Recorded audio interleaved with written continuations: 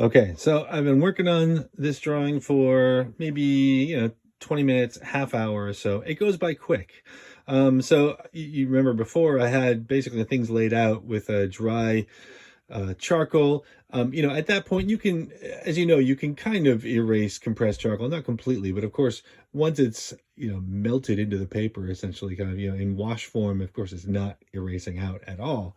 Um, so maybe you can see I've gone back some of these really rich darks. I drew into the wet paper with, I don't know if you can see, it's like velvet. I've drawn into the wet paper with the charcoal, right? And you can get some really rich blacks. If I want to make some areas even darker, I can go back and forth a couple of times. I also noticed, this background area I initially covered up just with the side of the kind of the straight piece of charcoal, and then I put an easy wash over it. It's not very interesting, right? Some of this stuff over here is a lot more interesting. The way it's kind of broken up, the way it's richer. I've kind of started to do that over here. You can see that this area, these are dry marks over a relatively dry and set wash, right? So I let that just kind of sit for 10-15 minutes or so.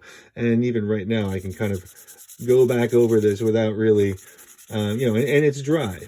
Now, if I deliberately make one of the, kind of the wash wetter, you can see it's not really changing things much. But as soon as I start to, pull these dry marks into the wet area, where I'm not changing my, the pressure at all. And look, it just kind of melts. Oh, it's just really gorgeous. And then, if that's too much, I can go back in with the wet brush and start to move some of that really rich pigment around. And if I want to bring that forearm out just a little bit more, I can maybe start to make this. So this background now is just a lot more interesting, a lot richer. It's a much better drawing, I think, than just kind of this, right? So layers matters. A lot of people are content with, oh, as long as an area is just the right tone. But if it's not the right surface, if it's boring, then it's, what's the point? One of the nice things about the wash too is that stuff like this happens, right? That's the drips and then kind of pulling the pigment down. The pigment or the water some kind of carves out these really interesting furrows. I think that's all really interesting. So you get the serendipity of the wash with the control of the dry media, right? And don't forget about things like edges, right? So this cast shadow here, look at how sharp this edge is. And then from this dark into this middle tone into this light, it's much softer. In fact, I can probably even make this even less abrupt, right? Even softer if I want to.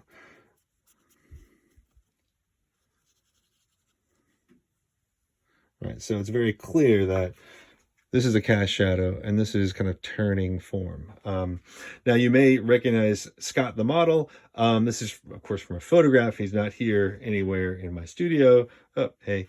I'll post the image of him that I'm working from, and you can kind of see, maybe follow the drawing and that just maybe a bit better.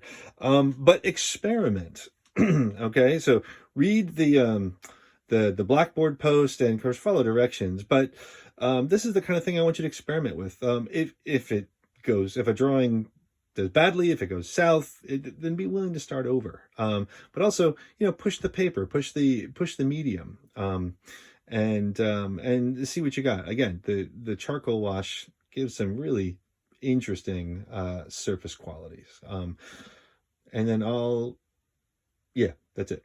Okay.